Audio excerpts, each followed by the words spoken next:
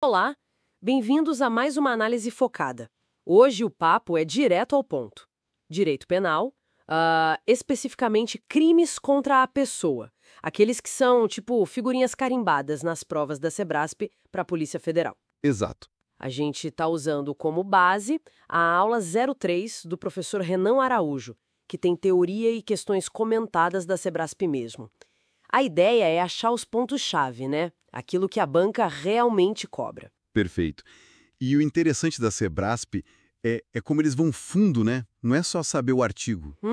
Eles exploram as nuances, as diferenças, a jurisprudência mais recente, querem ver se o candidato realmente entendeu, sabe? Além da decoreba. Entendi. Bom, começando então pelo homicídio qualificado, o artigo 121. O material destaca umas qualificadoras que, bom, a Sebrasp parece gostar bastante. Sim. Uma delas é o homicídio funcional, aquele contra agentes de segurança, né? Ou parentes deles. Aí surge aquela dúvida sobre guardas municipais. O material comenta isso? Comenta assim. É uma boa pergunta. Olha, os guardas municipais, eles não estão lá listados no 144 da Constituição, né? Como órgão de segurança pública, expressamente. Certo. Mas existe uma discussão na doutrina e até decisões judiciais que tendem a incluir. Para a Sebrasp, é bom ficar ligado nisso. Podem cobrar tanto a literalidade quanto esse entendimento mais amplo, sabe? É um ponto de atenção, então. Com certeza. Outro tema super quente, feminicídio, que até mudou recente, né? Virou tipo autônomo, o artigo 121A. Isso. Lei 14.994 de 2024. Mas o essencial que a Sebrasp foca continua sendo a circunstância, certo? Não é só porque a vítima é mulher. Exatamente. O crime exige aquele contexto específico, né? Violência doméstica e familiar. Ou o menosprezo à discriminação pela condição de mulher. Isso. A banca testa muito se o candidato sabe disso. E um detalhe importante que o material traz, nas questões 4 e 33, o feminicídio, que é uma qualificadora objetiva, ligada ao modo como aconteceu. Ele pode sim coexistir com uma qualificadora subjetiva, tipo motivo torpe. Uma coisa não exclui a outra necessariamente. Interessante. E tem também a qualificadora contra menor de 14 anos, né? Da Lei Henry Borel. Essa também, super recente e relevante. Agora, um ponto que a Sebrasp explora bastante é o tal do homicídio qualificado privilegiado. Ah, combinação. É possível? É possível sim, mas tem um porém grande. Só se a qualificadora for objetiva, tipo ligado ao meio, asfixia, por exemplo. Entendi. Não pode ser subjetiva, tipo motivo torpe. Exato. E a pergunta de ouro que sempre cai. Esse crime qualificado privilegiado, ele é hediondo? E a resposta é? Não. O privilégio, por ser subjetivo, ligado ao motivo, ele prevalece sobre a qualificadora objetiva para esse fim. Ele afasta a hediondez. As questões 23 e 40 do material batem muito nessa tecla. Ok, saindo do homicídio.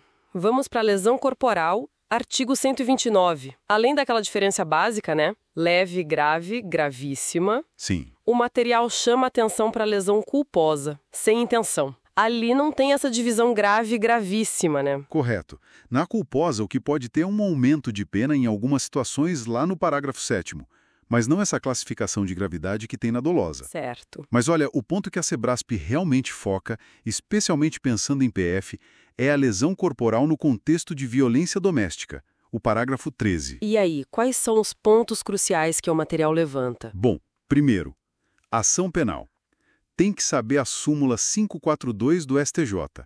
É sempre pública incondicionada. Ah, então não depende da vítima representar, mesmo se ela retirar a queixa depois. Exatamente. O Ministério Público toca o barco. Bem diferente da lesão leve comum, que precisa da representação, né? Pela Lei 9.099. Entendi. Que mais? Segundo, para configurar a violência doméstica, não precisa morar junto, tá? A súmula 600 do STJ deixa isso claro. Coabitação é irrelevante. Importante isso. E o mais crucial, talvez, nesses casos de violência doméstica, esquece a Lei 9.099, dos juizados especiais. O artigo 41 da Lei Maria da Penha veda os benefícios. Tipo, transação penal, suspensão do processo. Nada disso. E tem várias súmulas do STJ reforçando. 536, 588, 589. Basicamente, o tratamento é mais rigoroso, sem acordos, sem substituir pena por restritiva de direitos, nem mesmo o princípio da insignificância se aplica nesses casos. Ok, tratamento diferenciado e mais severo. Agora, crimes contra a honra. Artigos 138 a 145.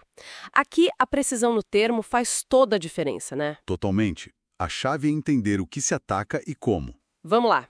Calúnia. Calúnia, artigo 138. Você imputa a alguém um fato específico que é falso e que a lei define como crime. Tipo, fulano roubou a loja tal. Atinge a reputação, a honra objetiva. Certo.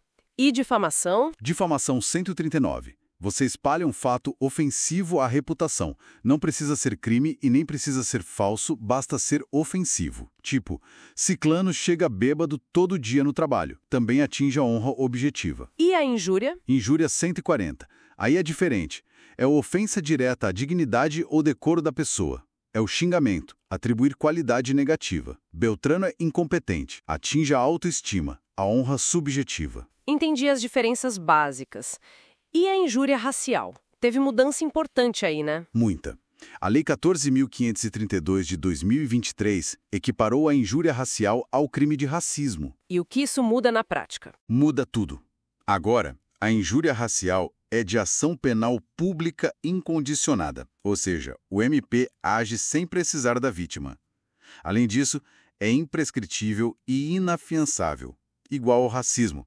É uma mudança enorme. A Sebrasp com certeza vai explorar isso. Bom saber. E tem aumento de pena também, né? Sim, no artigo 141. Contra funcionário público por causa da função, por exemplo, ou se for por rede social, a pena triplica. Atenção a isso. E falando em funcionário público ofendido, o material cita a súmula 714 do STF. Como funciona a ação penal nesse caso? Essa súmula diz que a legitimidade é concorrente. Concorrente. É. Tanto o próprio funcionário pode entrar com a queixa-crime, né, ação privada, Certo. quanto o Ministério Público pode propor a ação, que aí seria pública, mas nesse caso precisa da representação do funcionário ofendido. Entendi. As duas vias são possíveis. Exato. E um último detalhezinho sobre honra. Retratação. Artigo 143. Cabe sempre. Não. Cabe na calúnia e na difamação, se feita antes da sentença. Mas olha, não cabe na injúria. As questões 30 e 78 do material pegam nesse ponto. Ótimo. Então, recapitulando rapidinho, vimos as nuances do homicídio qualificado que a Sebrasp gosta, né? Funcional, feminicídio, a questão do privilégio não ser hediondo. Isso. Passamos pela lesão corporal em violência doméstica, com foco nas súmulas e na inaplicabilidade da Lei 9.099. Fundamental. E fechamos com as diferenças cruciais nos crimes contra a honra, destacando a mudança na injúria racial e as regras de ação penal e retratação. Ufa, o que a gente tira disso tudo para preparação? Olha, fica claro que, para a Sebrasp, não adianta só decorar a lei.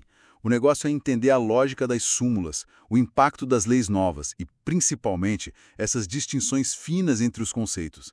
É aí que eles separam quem estudou de verdade, sabe? Total. Bom, fica então aquela provocação final para quem nos ouve. O direito penal está sempre mudando, como a gente viu com feminicídio, injúria racial. Além do material base, qual a melhor estratégia para se manter atualizado até o dia D, hein? Algo para refletir. Obrigada pela companhia e até a próxima.